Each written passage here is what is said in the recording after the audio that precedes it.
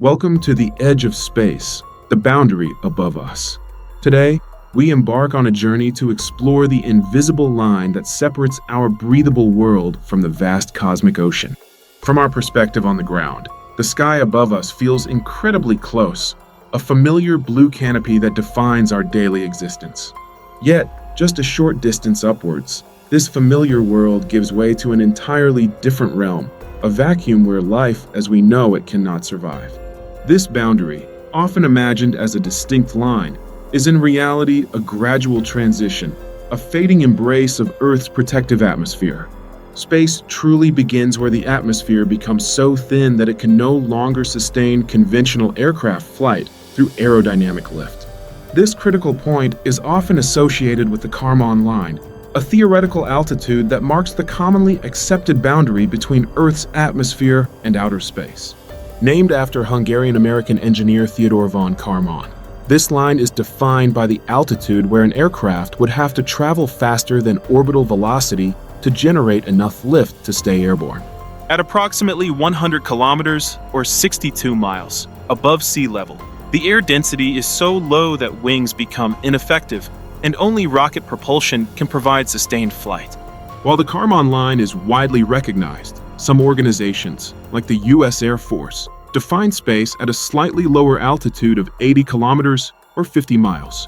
Regardless of the exact measurement, this region represents a profound shift in physics and engineering, demanding specialized vehicles to traverse it. Only spacecraft and special high-altitude aircraft, designed to operate in near-vacuum conditions, can truly reach and sustain themselves in this rarefied region. These include powerful rockets that propel satellites and human missions into orbit, overcoming Earth's gravitational pull and atmospheric drag.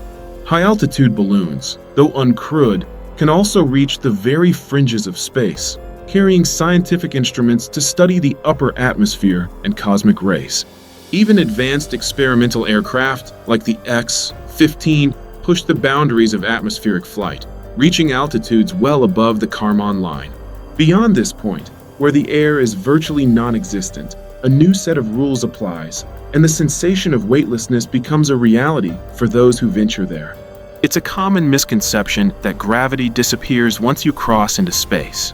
In fact, Earth's gravity still pulls significantly even at orbital altitudes. Astronauts floating in microgravity are not experiencing an absence of gravity, but rather a continuous state of freefall around the Earth. This constant falling motion, combined with their immense orbital velocity, creates the sensation of weightlessness, allowing them to drift effortlessly. The transition from the blue sky to the blackness of space is a visual marvel, a stark reminder of the thin veil that protects our planet. This boundary is not just a physical line, but a conceptual threshold, marking the beginning of human exploration beyond our terrestrial home. The edge of space is not far in terms of distance, yet it changes everything about how we perceive our place in the universe. It is a frontier that continues to inspire innovation, scientific discovery, and a deeper understanding of both our planet and the cosmos beyond.